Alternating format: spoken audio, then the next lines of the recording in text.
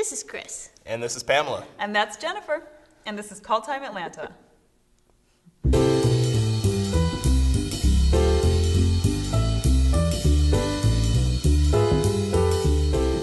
Hey, welcome to the show. We're here with Jeffrey Umberger today. Welcome, Jeffrey. Thank you very much. Thanks for having me, guys. Yeah. Girls, ladies. It's great to have you here. And so, Jeffrey, you are owner of the Umberger Agency. You just opened it recently, I think. So tell us about your new agency.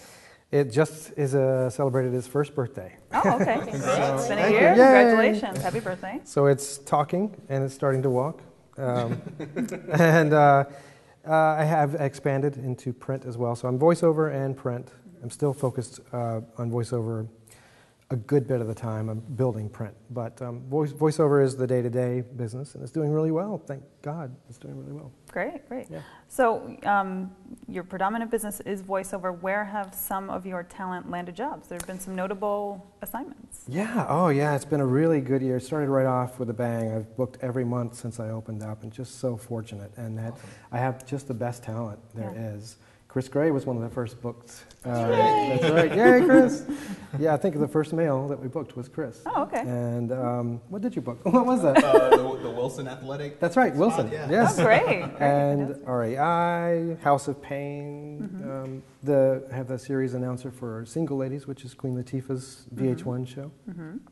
Lots and lots. Georgia Lottery. Great. Goes on. That was great. Yeah. So before you opened your own agency, you were with People Store. Correct. Can you tell us a little bit about that? Yeah, I started off with in the taping room, running the auditions, and then I moved into agent assistant, and then I headed up the print department, and then headed up the voiceover and print department. And then I left in August of 2010, and then a couple of months later, after coaching, I realized I wasn't done with agenting after all, so I thought I would just try and focus on voiceover, and it's doing all right so far. Great. Yeah. Great.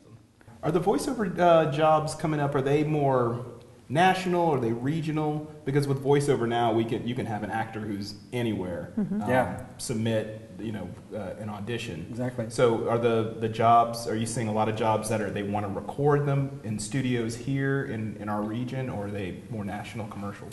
It's a mix. It's a total mix now. Like you say, it is electronic, so it doesn't matter where we are. Our talent can be in their closet at home recording auditions.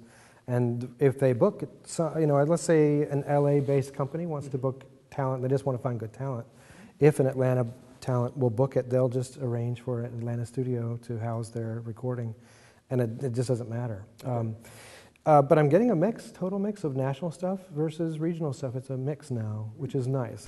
All right. What do you think of organizations like Voice.com, who they seem to be warehousing voice talent? I don't know if they're actually casting or booking any of them, as opposed to someone having an actual voiceover agent, a live person. Yeah. Well, there's, now that it is the electronic age, anyone can do anything. I think there's a little bit of a guard issue. Someone's maybe not being at the gate on some of those. I'm not speaking about all of them. But online, there's a question about who actually you are getting your job from. I mean, I think that most of it's reputable. I'm not speaking from experience. I'm just speaking, and certainly in a legit agency, we've had trouble collecting from clients in the past, but it's very rare. But something that's more electronic, and you don't have a relationship with this person. It's a random audition. Right. Let's say you're selected and you have an agreement that's paper, maybe trailed, to be paid a certain amount, or that they only play at a certain amount of time. You have to watchdog it like any job you have anyway, even with legitimate agencies. Sometimes people don't try to play things longer than they've paid for them, intentionally. But if you have a changeover in a production company that says, "Oh, I think we're going to play this McDonald's ad another 6 months," and they didn't realize what happened before, then you just have to call them on it, say, take it down and pay what's been paid, what's been played for. But the online jobs that you can get, I think you pay up front. You pay to be, a lot of them, you pay to be on their premium list. Right. To get their auditions. I think paying any time is a questionable thing.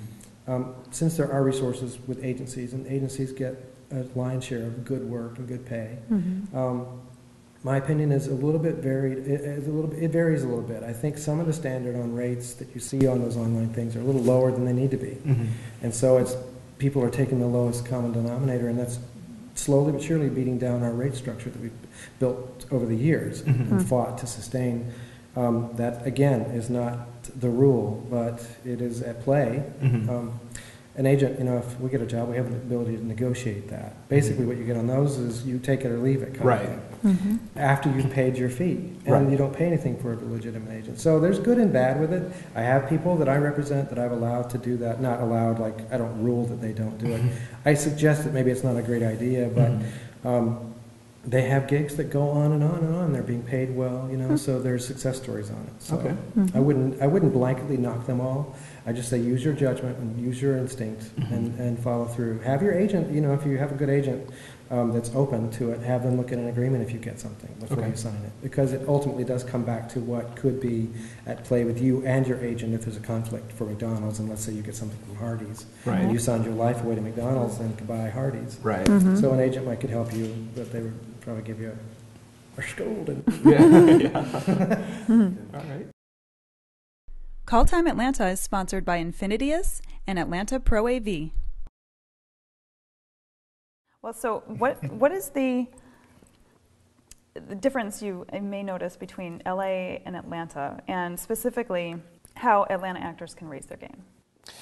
Well, there's talent here that LA doesn't have, and I mean good talent that LA doesn't have, and it's almost we can do it from here, and we don't need to be bothered with that hubbub that is LA and the lines and all the. I think LA has taken. LA is certainly. There's momentum there. If you move there, if you drive there, there is that drive that you feel. The energy is all focused on one thing there. Here, we're a little scattered, and our community is growing, but it's very hard to get that same momentum feel here. The actors are a little less caught up in that energy. Everybody wants to work here, and they're great talent, but the drive is a little less focused, I think, here. It's getting different now that we have more projects. We can definitely focus on one particular thing, which is a plethora of work. But it didn't used to be that way. It's growing differently now. And now we have talent here that's not just from the South or Atlanta. So we're basically what L.A. was, or is. No one from L.A. is really born there, not many people. They're from everywhere. So it's the same with Atlanta. I think we just have to step up our game as far as commitment, making sure we're the most competitive we can be, the most unbeatable talent that there is, because we have great talent, but some of them rest a little bit on their laurels and say, I'm great, I can just go in and do it. But it's not to say everyone in LA studies that hard either. There's sort of a mix. I think we've got a great chance to really make it the Second Coast, the great film on the South Coast of the South. What was the second leg of your question? Well, how we can raise our game. Well, I think to make sure that you support your actors, friends, you go see them and their showcases or their plays, supporting each other uplifts us like nothing else can. Yes. It's like having your parents come to see your recital. Yes. And it also creates this teamwork of an Atlanta acting pool. You can also get a web presence, a social networking presence that helps put you out there. It gives you a place to promote yourself and say, hey, I auditioned, I did a great thing, or I learned this, or I won't ever do that, or you can come see me in this. Right. Yep. Helps social your agent networking. market. Yeah, social networking. Yep. And there's also online things for voiceover that you can do. I caution a little bit to be careful with them as you're doing them. But if you want a voiceover agent, but you need to also sort of spread your wings and get some work from online offerings, just take them one at a time. If they sound too good to be true, there probably are. And if they sound too low, like the rate's too low, weigh whether it's really worth doing it or whether you're just going to use it for the experience. I just wish there was a bigger mindset about taking those online jobs, because it does sort of deplete some of the rate standards that we've built up as legitimate agencies. Right. So don't take something for nothing. Try to negotiate it. Say if you're worth it, try to maybe get it up $50, and then you've done your work to try to keep it up. So if people wanted to get in touch with you, if I'm a voice talent or just want to get in touch with you for any other reason, how can we find you? I am the naked voice talent at XXX.com. The Kinko's Garage. Every Saturday night, he can be found at 3 a.m. Saturday night at 1 o'clock. Yeah. I have a website, UmbergerAgency.com. Okay. My Facebook is Umberger Agency, and that's it. Great. That's it. Thank you so much for coming. Thank you for This having has me, been guys. I great. enjoyed it. Thank you. It was a lot of fun. Yeah. We'll see you never again. Never. Ever call me to be on this show. Coming up next is Silent Treatment by Craig Tallis.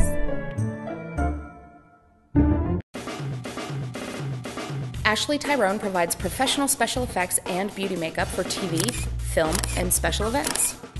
Ashley's professional credits include certification from the Paul Mitchell School, Royal Eye Studios, and training from brands such as Pure Minerals, Bare Minerals, and Jane Iredale. For more information, visit ashleytyrone.com or call 678-523-8144.